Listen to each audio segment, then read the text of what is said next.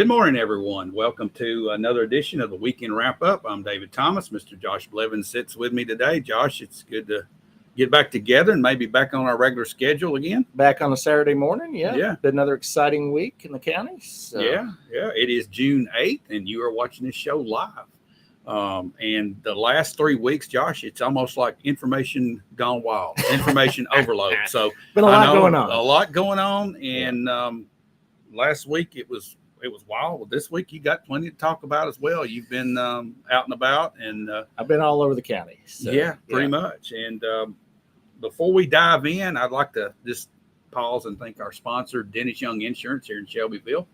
For all your insurance needs, visit Dennis Young or give him a call, and they'll take care of everything you need. Let's just pause for a moment and hear a word from him. With the personalized service you deserve at Dennis Young Insurance Agency. As a local independent agency, we offer coverage from several different companies, including Erie. So whether it's auto, home, life, personal, or business, we can find the right coverage to meet your unique insurance needs. And with a rate lock advantage, your rates won't go up as long as you do not change drivers, autos, or addresses. Contact us at Dennis Young Insurance Agency, insuring Shelbyville and surrounding areas since 1988. Again, we want to welcome you back to the Weekend Wrap-Up here on Shelbyville Now. Josh, I know you've been keeping your eyes on a lot of things, and you got a lot for us today, so why don't you just take off and dive in, and let's unpack the first item. Let's dive on in. Absolutely. Before we go into what happened in the past week, we're going to go backwards 2 weeks we covered some issues going on with the Duxan electrolyte plant, chemical plant, for those of us that know the electrolytes are chemicals. Right. And this week in the Post, they ran an article about Duxan and what's going on over there, and may or may not have been a response to what we had to say about them, but we'll. It seemed like it was. But it was very positive overall. So we're going to just go down a couple points in the article and just kind of deconstruct what they said versus what might actually be going on. Right. And just give maybe a different narrative than kind of came out. If you just read the article and just passing through, you might not, kind of read between all the lines. We're going to unspin it. We're going to unspin it just a little bit. Okay. So early on in the article, it says Duxan will employ 126 of workers. First, the of didn't belong in the sentence. I didn't get that. No, that's a grammatical something. May or may not. Article may have been written by somebody who English wasn't their first language. Yeah, I think this came from their home office. It may have come from out of town. But that particular line, throwing out a number, 126 workers will employ next week, next month, next year, 20 years from now, 2050, on site, 2100. On site, off site, at another planet. We could have thrown out any number there. And just as a for instance, we'll go back to April 19, 2022 in the Times Gazette, where we had an interview that said Project Cardinal plans to employ 160 people in the first stages.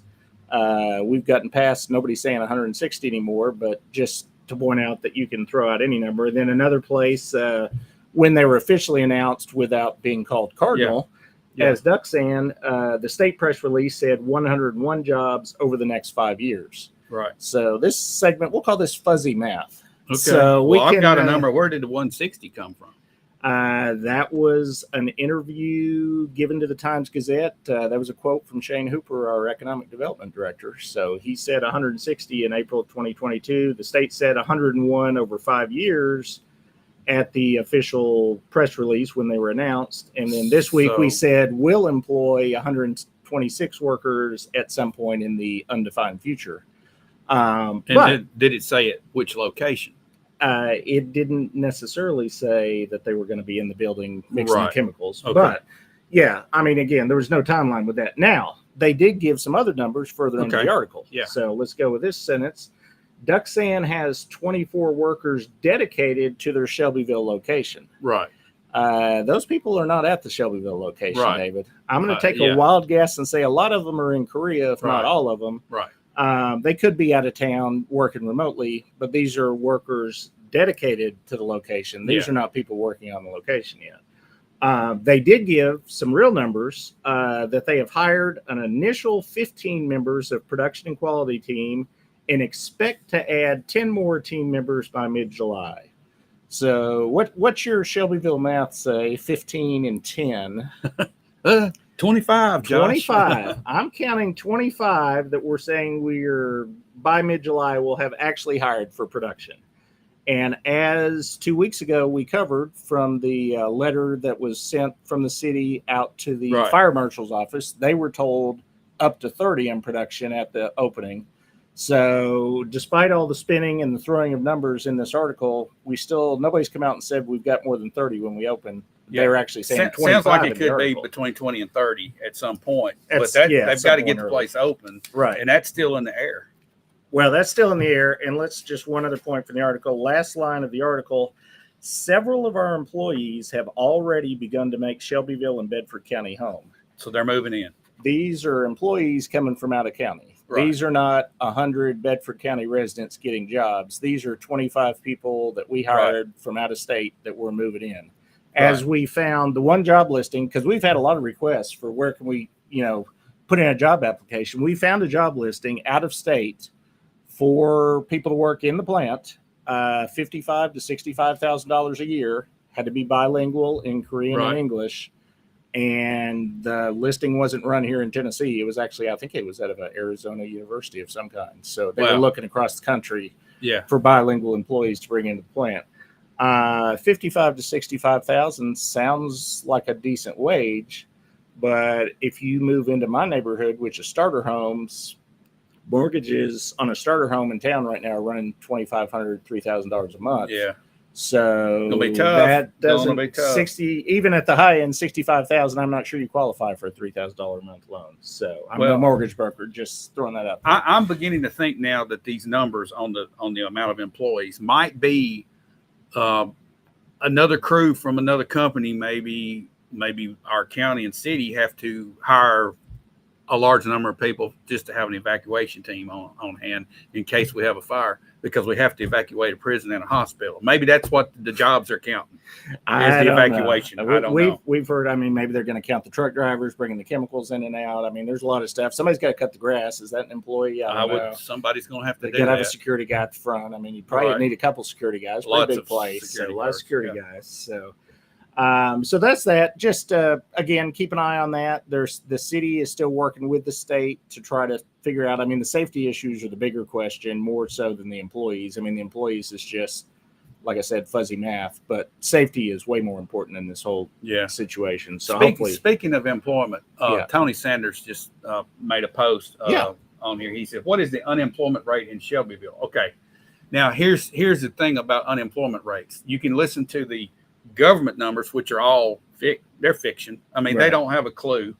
All you got to do is drive down Madison Street, Tony, and you can see it real quick. It's probably 50%. I don't know. I don't know if I would go 50%. But there's a lot of people not working. Yeah, the official, if you dig into unemployment numbers, there's a lot of talk about fuzzy math. It depends on if you're actually actively looking for work or not. If you're not actively looking for work, you don't count in the number. Even though you're unemployed. Yeah, if you leave the workforce, you don't get thrown in the equation anymore. Yeah, you don't exist. And there's so many people that have left. They called it quitting quietly. Right. I don't know. They got side hustles, under the table jobs. Right. Just do. I don't know what they do. Just hit and miss jobs, gigs, whatever. But Tony, that number is unknown. And I think you probably know just as much about it as our government does, Tony, and us sitting here just debating. We could go all over the place on that. But there's actually a website, and it wouldn't have Bedford County numbers, but it's I think it was called Shadow Stats, and they still use the old formula before the formula the federal government used has changed over the years, and there's still an older formula that gives you a better number. But of course, it gave you a higher unemployment number, and that didn't look good, so they stopped using that formula. But there are people out there that track that, at least on the national level. Tony, I'm going to say this to you also. I think the biggest stat that we need to look at is how many people want to work. That's the big stat, that desire employment. How many desire employment? That's a number I would like to know. Yeah. All right. Sorry to go off on No, that that's okay. rabbit chase, No, but it does have to do with employees, and that's Absolutely. something that DuckSand's talking about here. Yep, not a problem. And then real quick, one more thing from going backwards. 1 week ago, we gave a little bit of a retraction on something we'd said about the parcel 26 at the industrial park, that we had heard that it was given to Nearest Green. Somebody from the county pushed back and said, no, they paid something for it. So I said I would do some research, and I did. I put in a public records request, and we're a week later, and I still haven't gotten to the answer, but I got some more questions out of my questions. All right. So one of the documents that I got was these are the minutes of the 231 North Business Park Oversight Committee, January 18, 2022 meeting.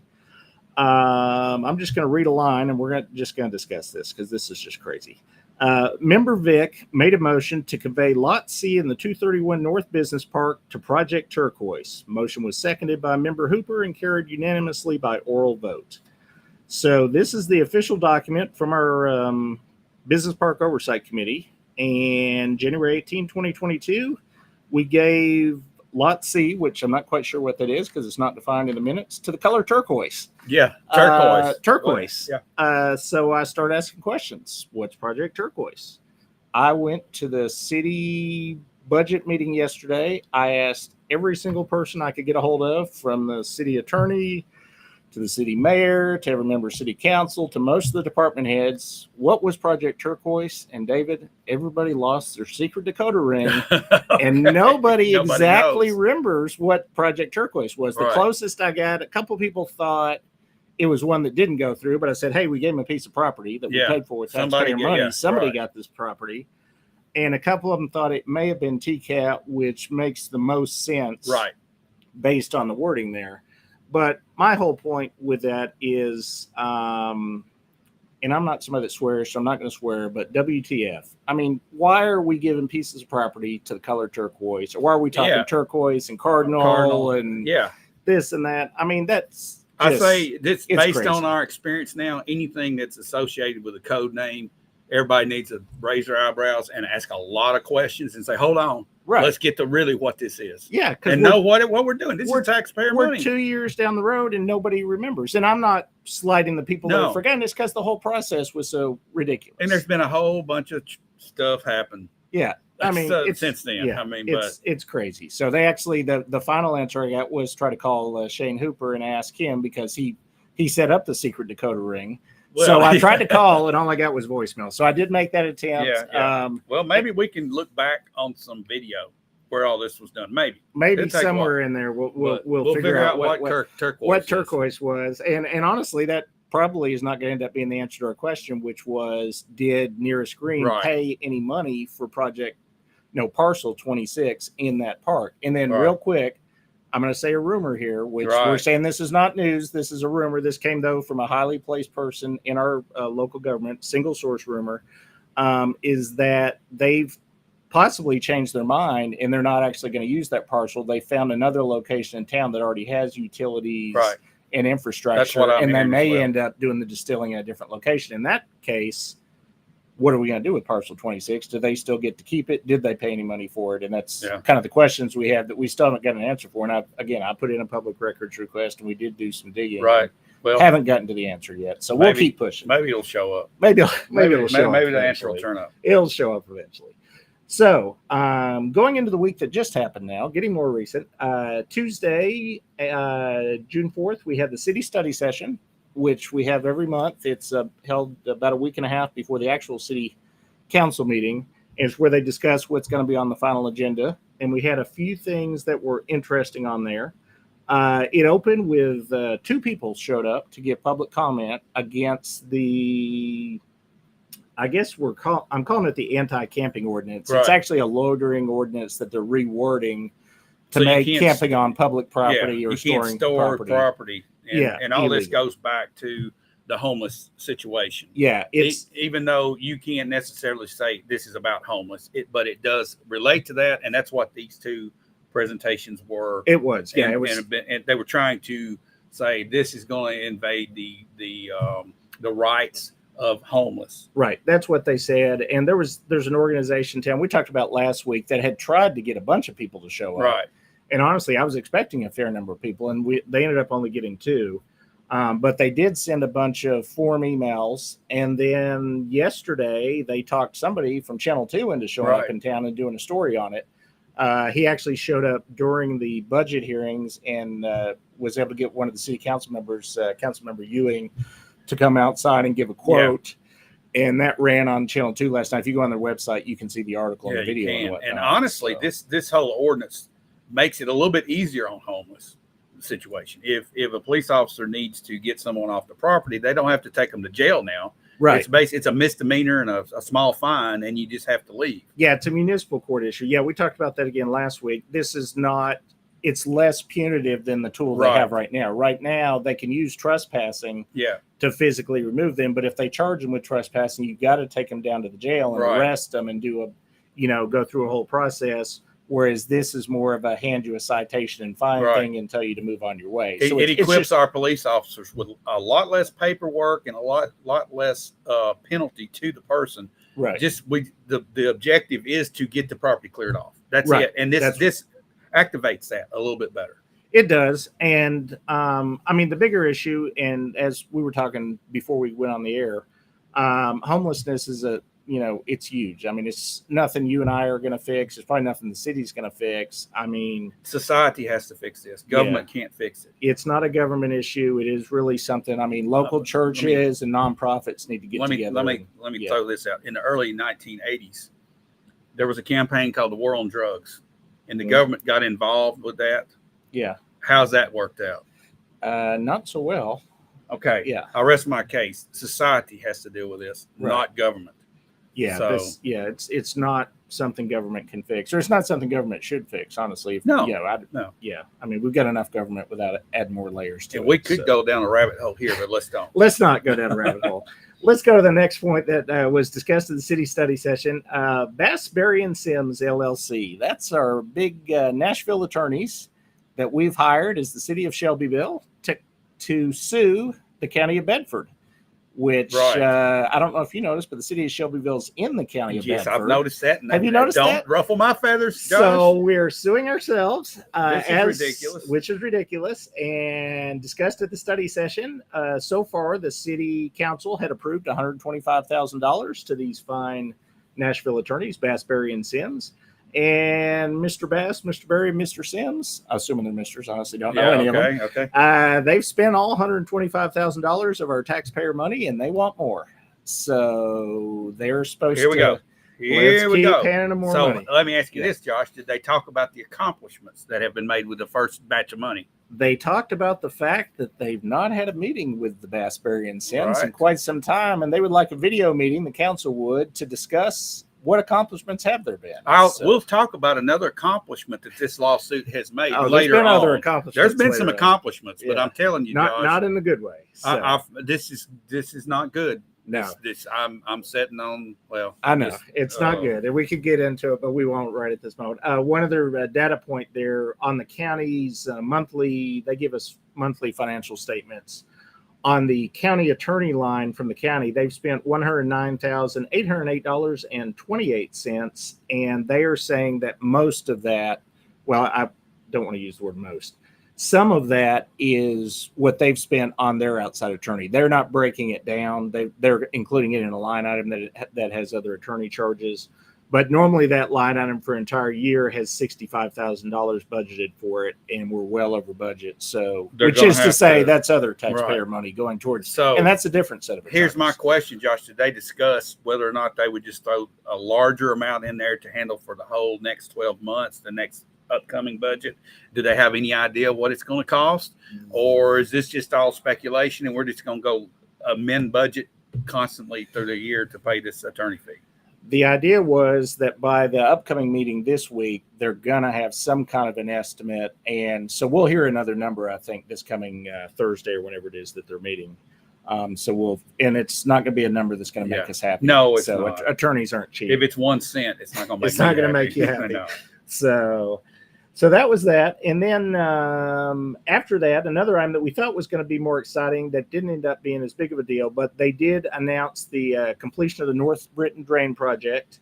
The council had approved $916,150. It ended up costing $992,000.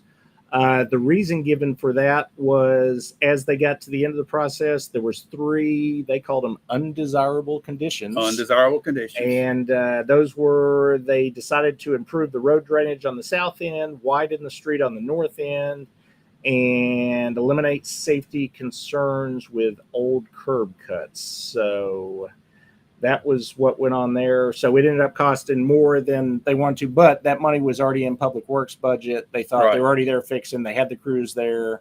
You know, let's go ahead and do it right. Just a little bit less than $1 million to do that project. A little bit less than $1 million. Positive note, which they had made at a previous meeting, that was a bid out project, and the second highest bid that they didn't choose was still higher on the front end than what they ended up spending overall. Yeah. So they still came in under the second highest bid, Okay, but it did end up costing us a lot more than they thought on the front end. So now this sets the stage for the project that's coming in there.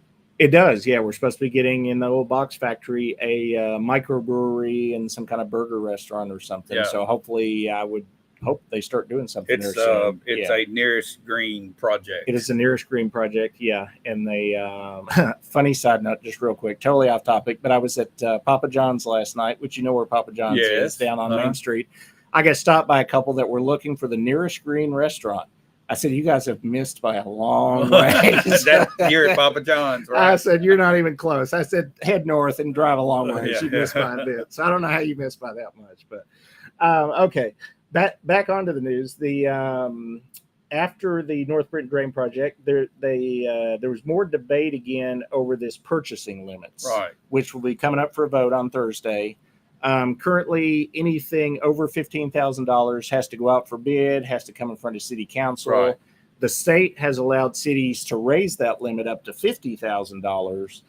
But there's some obvious concern by at least a couple council members, possibly even by our mayor, that maybe they don't feel comfortable letting go of control of. Now, this is for budgeted. Yeah, items, the $50,000, they would have to right. have that money in the budget already. But currently, if it's over $15,000, right. everything over 15 has to come back in front of City Council. It has to go out for bids, which the problem with that is with inflation, there's not a lot of stuff under $15,000 anymore that they can buy. Right. So maybe a push mower or two. Yeah, but, I mean, you know, any kind of vehicle or any kind of big piece of equipment is going to be over that $15,000 thing. So now everything is coming back in front of council. It's just a lot of extra paperwork. So the decision is going to be, do we make the jump to 50,000? Do we make an interim jump to maybe 25 or 30,000? And they should vote on that this Thursday. They had the opportunity to vote on it last month, and they deferred it so they could discuss it more. That'll be interesting to see how that comes out, because that's a big jump. It's a big jump. Yeah, it's tripling the amount now. Sure. I could see maybe increasing it, but not go the full force. Yeah, maybe you want to go to 25. 30, 35, 25. So I'm 25 saying is not 20, much. 25. I know, yeah, maybe 20. 30 or 35. But these processes are put in place for a reason. Oh, sure. It protects checks and balances. Yeah, and it protects the people as well. Yeah. It seems like it's restrictive, but it actually protects the people that are spending money making those decisions. Sure. By having another opinion. An extra set of eyes in there. So, and I mean, bids, you're hoping you get multiple bids and get a better price. So. Okay. Chuck Havlin, you're asking, is the county purchase limit 25? I don't know about that.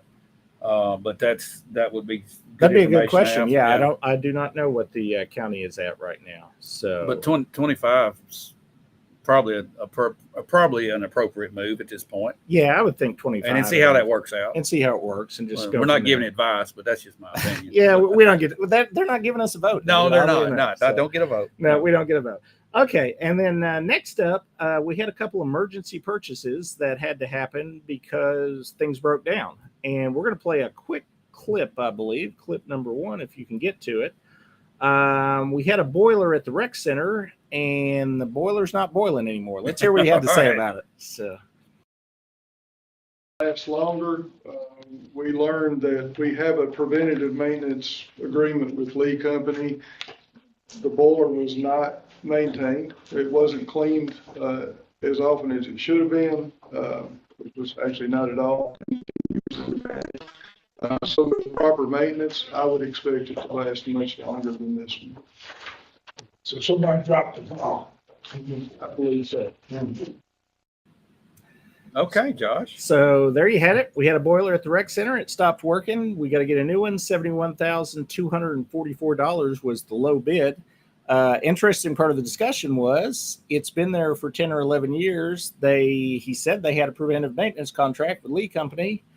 Nobody bothered to preventive maintenance it. It had never been cleaned, never been touched. It ran for 10 years and then it stopped. Well, that's kind of what happens with those kind of items if you don't do any work on them. Exactly. So, don't replace your air filter on your air conditioning unit. It's going to blow up. It's going to blow up. So they said going forward, we're going to clean the next one. But again, $71,244 taxpayer money is going to replace this one that maybe if we'd done some preventive maintenance over the last 10 years, we wouldn't be spending today. Lesson learned, hopefully. Other emergency item, the Senior Citizen Center, the air conditioner for the activity room went out. Going to cost $20,000 is the estimate. Not a preventive maintenance issue there that they said. Yeah, they have 5 on the building. One already went out this year. This is the second one. I'm going to guess they were probably about the same age, and they kind of went out close together. Yeah. So, this just shows you how stuff has gone up. Right. One central unit is going to cost $20,000. It's a 6-ton unit. Yeah. I mean, those things were half that price just 5 years ago, probably. Right. And so this is something that governments are facing, Josh. Yeah. Local, state, federal, all the prices of stuff are just going through the roof, just like you and I have to deal with. So this puts a burden on the taxpayer. Oh, absolutely. Yeah. So that was at the study session. That was about it. Just want to make a quick mention. David wasn't able to join us, but Thursday evening, there was a potluck at the Ag Center by the Conservatives of Bedford County.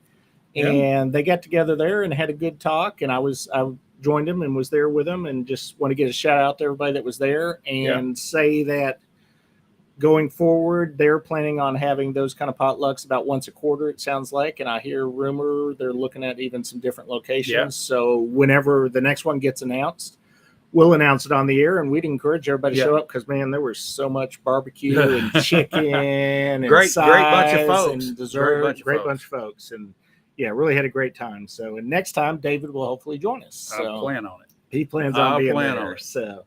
Then yesterday was the big city meeting, which by big we mean long. Right. It was the first of 2 city budget workshops. Just in general, before we get into actually any of the items, this was great. I mean, this was transparent. This was they handed out. You got a big old binder. It's got a section for every department in the city government. Yeah. It's got what they're asking for their base budget. It's got capital requests. It's got which requests they're looking to approve, which ones they're not looking to approve. Right. It's just really nice to see that level of openness and transparency on the I got to watch part of this because we live streamed it. Part of it I didn't get to, but it's pretty awesome to see your department heads coming to the council and actually requesting and talking about what they're going to do with their budget request. Yeah. And how the money's going to be spent, how it benefits taxpayers. Right. And I think this is a model of how budget should be done. Absolutely. And we're going to just pick on the county just briefly. The county held a department head budget hearing, a similar kind of thing, but it happened over at the finance building. It wasn't live streamed. And honestly, the notice in the newspaper was so small, I missed it. We didn't even get in there. The Post had one reporter there. And other than that, it was just county employees. Right. So the city actually stepping up and live streaming the entire thing and putting it out there. If you care about what goes on in the city budget, you can't say, I don't know what's going on in the city budget. I mean, it takes a lot of time. This was a 2.5-hour meeting. It's a breath of fresh air to see representatives actually debating and discussing these expenditures. Yeah, in public. In the public, not in the dark. Yeah, in the public. Not in a quiet back room or not in a room where nobody's there. Whether you agree or disagree with the decision, it's open and transparent. You can see it. So that was great. So now, a couple individual items we're going to discuss. There was one that as soon as I got my budget book, I questioned it.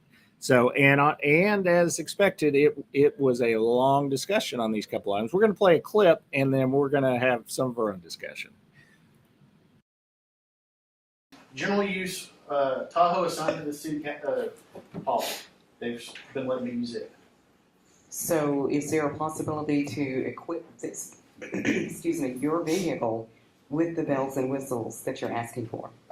Limited, because the size of the engine and the compartment of the vehicle and stuff just do not. And I've already been talked to Public Works about it. There's only so much they can do with the space and engine power available to. Because 2,000 watt inverters draws a lot of power that a standard alternator will not produce, and that vehicle is just a standard Tahoe. Where, like I said, the truck on this comes from the police line. They're already souped up. They have extra alternators, bigger alternators to support that stuff because they used to design police equipment with all the radios and lights and stuff. So yes, we can squeeze a little bit out of the current Tahoe, but not to the same degree.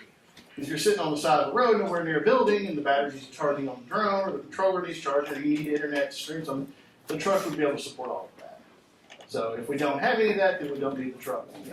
So, Conservative as I am, I'm not opposed to putting that in the budget. anyone else? What was that? You're not opposed to putting it in the budget? I'm not. The drone And the truck. and the truck. You have to have both to do.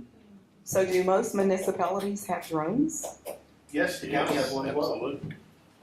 Other cities? Yes.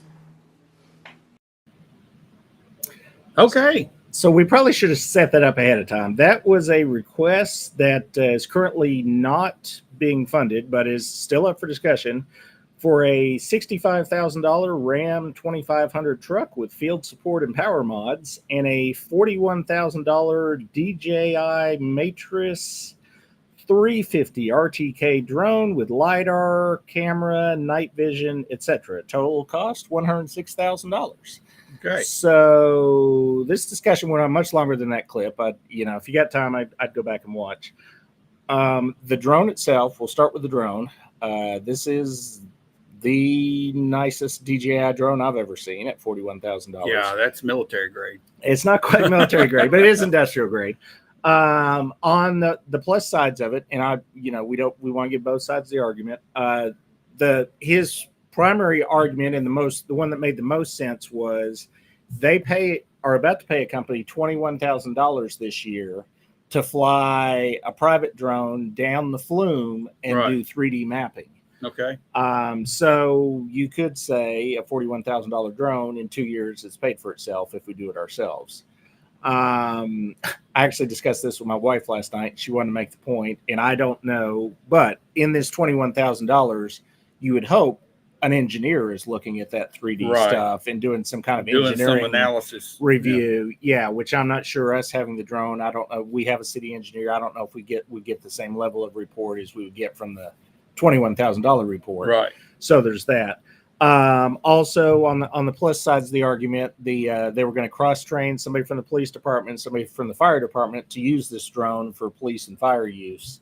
So that could be a good use. As you and I both said while the video was playing, they said the county has one of these things. I would be curious if they spent $41,000 on their drone or what department in the county has a drone. And actually, there'll be some county meetings this week. I'm going to ask around and see who has a drone. I mean, there's a couple departments I could look at and say, okay, fire department could possibly need that, get an overhead shot. Yeah. Okay. Yeah. And honestly, a search and rescue type. Oh, search and rescue would be great. But you're talking about a $1,500 drone that's got night vision capabilities on it could handle that, but this seems like it's a whole nother level of drone. This is a very pro drone. Yeah, it's listed. I can't remember the category on the website. It was industrial, it was enterprise. Maybe I think enterprise. Well, I looked around. I couldn't find a drone that cost $41,000. Well, but it's equipped with some stuff that I didn't have the option. It's got some stuff. Yeah. So. Okay, but what about the generator that goes with it? Okay, so now the truck, $65,000 for a Ram 2500 truck,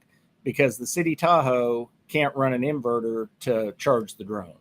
So $65,000 for a truck to charge the drone seemed on the surface a little crazy. Now let's give the positive arguments again. The truck is supposed to sit at City Hall and other departments could use the truck as needed. What this is it's a police pickup truck. It's from the police line of pickup trucks. So this will be a police outfitted truck. Right. That could be used for a lot of things. But to say that we need this to charge the drone, which we looked it up, the battery charger on that drone draws a little over 1,000 watts. You do need a 2,000 watt charger. Our fine folks at Honda make a nice inverter generator, the Yep. Rolls Royce of generators. Yeah. For about $1,000, you can get one, and you can throw it at any vehicle and charge the batteries for this Right. drone. And you're not hamstrung to that one vehicle. You're not hamstrung to that vehicle, so it makes you more mobile. You could, I mean, somebody in their personal vehicle. Pick it up, run, and go. Now, I don't want anybody just taking this $41,000 drone either. That's the other thing. So I I mean, assume that there's going to Yeah. be quite a bit of training that's going to have to come. oh along yeah, with this you've as got to well. be Yeah. super. And they did say, I mean, they got to get insurance on this drone. I mean, this thing costs as So much as it's a lot of not- the vehicles on the Well, the fleet, cost so, is yeah. not just 41,000. It's Yeah. going to be Well, there'd be some other costs, and they're looking to recoup some of that cost. They were talking Sure. about requiring developers to do a 3D scan of their property after they've done property work and stuff on it. I'm not sure how that would go over with developers, but they said in that case they could then offer this as a service Uh-huh. to sell it to developers. Right. But So I'd like to see you- who's you- going to sell the you- developers on the front end that you need a 3D scan of your property. Yeah, But, you got to you're going to require them to, and then you're going to take Then you care gotta- of it. It's you kind of gotta like put it setting in. a fire and putting it out. Isn't it? It kind of is. So we'll see where it goes. You saw on the video that the at least one of the council members seemed convinced that we needed the drone in the truck. I would say, and again, they don't give us a vote, but if we decided that the drone was necessary, and I would again talk to some other agencies, not just ask if agencies have them. I'd talk to some Right. people at the county and say, "Did you get a drone? You know, what kind of drone did you get? Did you spend $40,000 on your drone?" And it seems like a drone would be a good idea. So I would say maybe get the drone and find a cheaper way to charge it. Yeah. Would be, you know, And I'm sure if that- I were spending my money, Yeah. and in this case, we're spending taxpayer money. So if I were spending my money, I'd find a little less. knowing the, expensive way to do it. the councilman that said, "Yeah, let's put this in the budget," I wouldn't have be opposed. I don't think he heard the last number of what the truck was going to cost. I really don't. I think if he goes back and looks at it, he might have a Yeah. second guess. Yeah. But I'm not sitting here saying we don't need a drone. I think a drone is a powerful tool for law enforcement Yeah. and when you're inspecting land. Sure. Anything that Yeah. you need an overhead picture. I mean, with the little drone that we've used, that Bo has worked with, Oh yeah. has provided some awesome views Yeah, some of you stuff you just can't don't see. see. And Yeah. it's a Yeah. tool. There's no Yeah. question about it. Yeah. I mean, another option would be, do you go out and get some less expensive drones for some of these departments instead Right. of getting a Cadillac and having, 3 different departments, having to debate over who gets to use it Right. when? You get 3 cheaper drones for each, Yeah, get you can each get of them, you can get a drone that would be suitable for law enforcement or the fire department, probably anywhere $3,000 to $4,000 range. right. Yeah. And they would be well equipped with that. And then they So, would have it at their department to use when they need it Yep. without having to go to some, city hall or wherever to check it out. Or I don't Yeah. know what the system would be. Again, $41,000 drone. It's not going to be sitting on somebody's desk. It's going to That's be locked right. up somewhere. That's right. So, Well, I think this conversation opens up into a lot of other things Right. once you unpack this.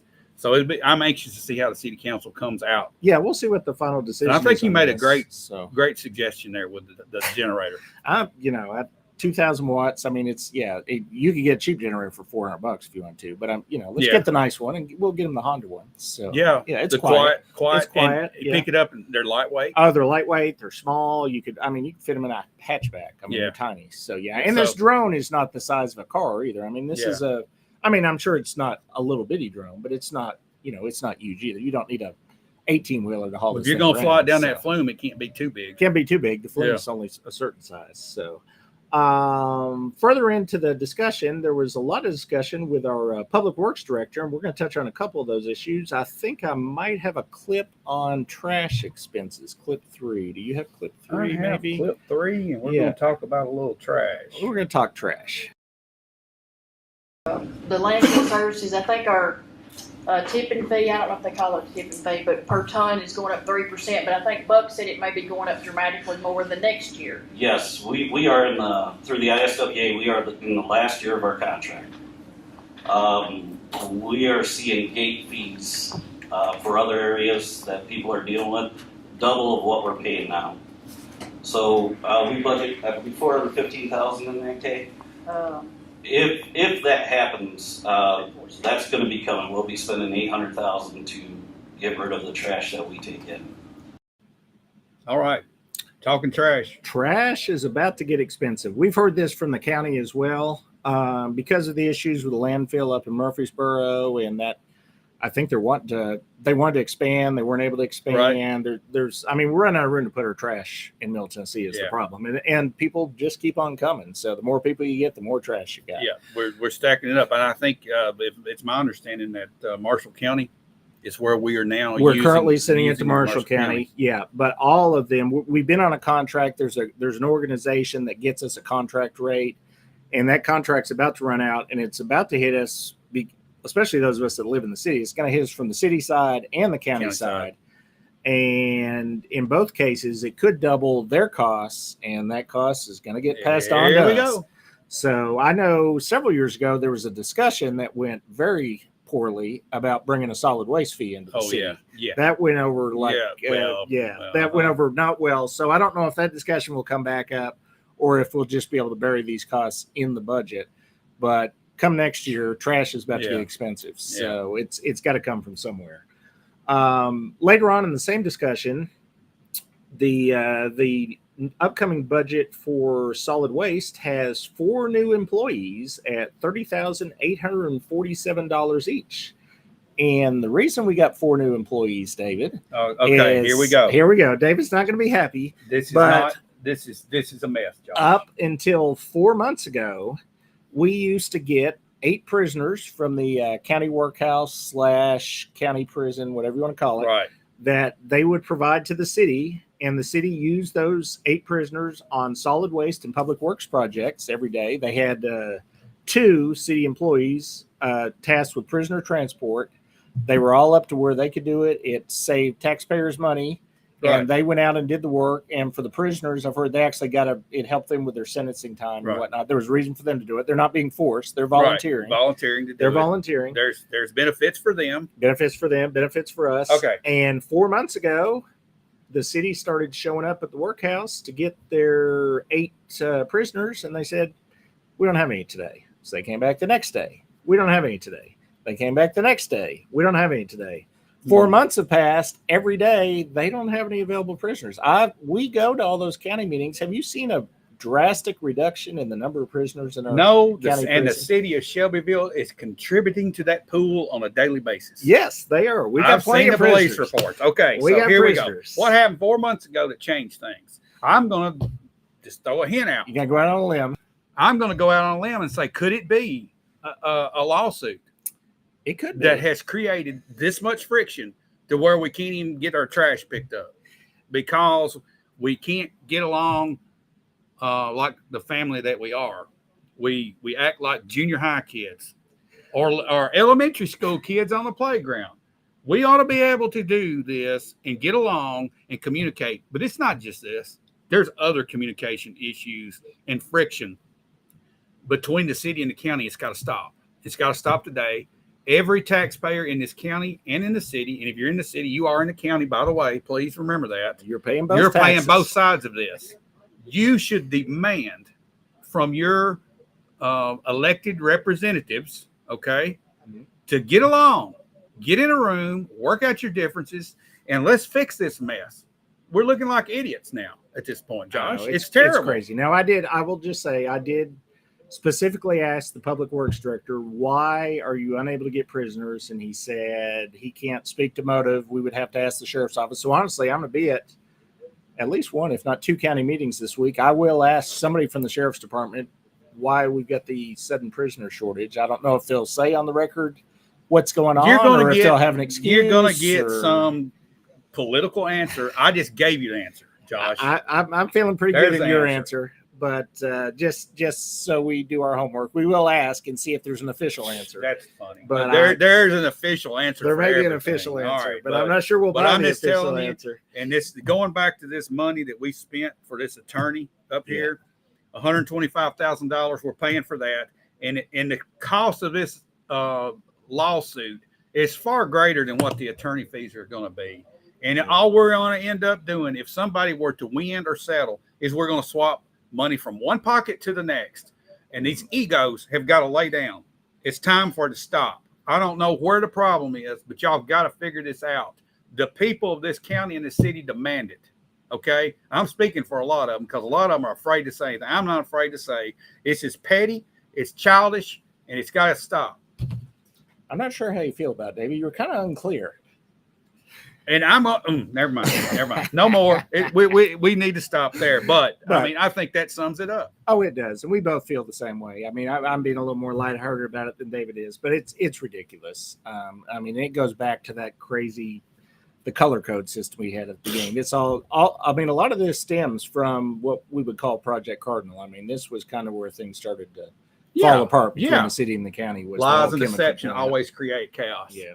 So it's just snowballed to where we're at now. So, but on that very positive note, that was the last event that I attended this week, and the last thing that we're going to talk about for the past week. So before we go into what's coming up in the upcoming week, let's hear one more time from our sponsor, Dennis Young.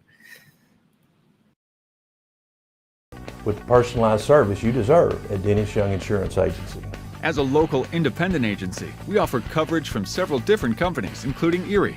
So whether it's auto, home, life, personal, or business, we can find the right coverage to meet your unique insurance needs. And with a rate lock advantage, your rates won't go up as long as you do not change drivers, autos, or addresses. Contact us at Dennis Young Insurance Agency, insuring Shelbyville and surrounding areas since 1988. Again, we want to thank our sponsor, Dennis Young Insurance, for allowing us to sit here today and come unchained for a minute, okay? Talk about what's going on. And honestly, this is the news that matters. I mean, I don't know how many proclamations we had this week, Josh, maybe 3 or 4. We had several proclamations. But I thought that count was way down from weeks past. But the proclamations are recognizing people. I get all that. But honestly, people are concerned right now with their pocketbook. And when we're blowing tax money, we're blowing it, this is the most important stuff that we need to be watching.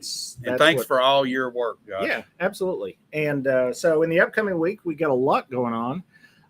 Tuesday evening, June 11th, 7 p.m., the county commission meeting at the historic downtown courthouse on the square, whatever we call that courthouse.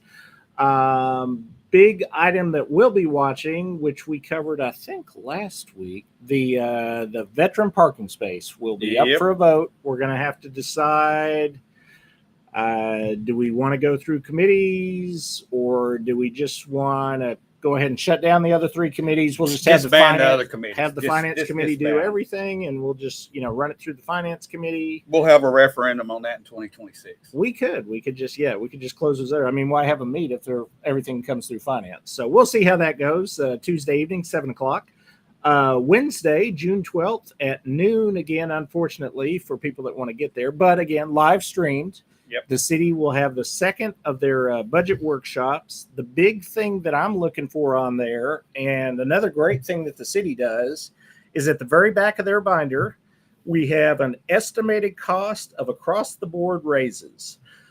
So the county, on their budget, which we've got their budget book as well, they're offering 4% raises to county employees. The school board's already voted on their budget. They're offering 4% raises to school board employees. And if you're on the county commission, all you get to do is vote yes or no. Right.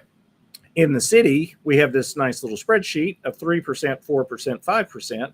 So if council wants to give a 3% raise to city employees, it's going to cost $451,886. They want to give 4% raise, $602,515, or a 5% raise, $753,144. Again, they're not going to let you and I vote, but I would say that the county's given 4% raises. That happens to be the number in the middle of what they put on their thing here. I'd find a way to finance the $602,000 in the budget somehow and give 4% raises to our city employees. I mean, I think they deserve to be, get at least the same as the inflation. county. That's your inflation. And you got inflation. Yeah. I mean, the budget as they hand it to you has no raise, and I think you can't not give your city employees raises. I mean, they've got inflation just like we do. So we got to find a way to fund it, maybe by cutting out a couple, pickup trucks or something. Let's find something that's like, don't make no sense. Like a lawsuit. I'm not going back. You're not going back. I just keep looking at that. It's just ridiculous. I know. Yeah. Actually, the lawsuit, we've already could have funded a fourth of the raises for the upcoming year. Don't even say that. I'm just doing the math. They're putting our employees in jeopardy. True. That's what's happening right here. Okay. Yeah. All right. Thursday evening, 6:00 p.m. City Council monthly meeting. this will be number of items. The actual agenda I don't think has been posted yet, but we do know that ordinance that Channel 2 came to town Right, about the right. camping on public property, that'll be on the agenda. That'll probably be the hot button issue on there. There will be the discussion also, or the vote, hopefully, on the spending limit if they raise that from 15,000 up to 50,000. So that will be on there as well. And honestly, that's enough in 1 week. That's 3 meetings, and that's probably one more than I like to go to in a week. But I'll be at all 3 of them, and we'll report back here next week on what went on. We'll be back here same time, Same time, place, same channel. barring problems, Yeah. unforeseen. But hopefully, you guys get out there, let everybody know what we're doing here, and share this with the friends so they can see it. Once this goes off the air, it will be stored on Facebook where you can watch it, and it'll also be posted on our website at shelbyvillenow.com. So share it with your friends and share that news that matters. Josh, thanks again.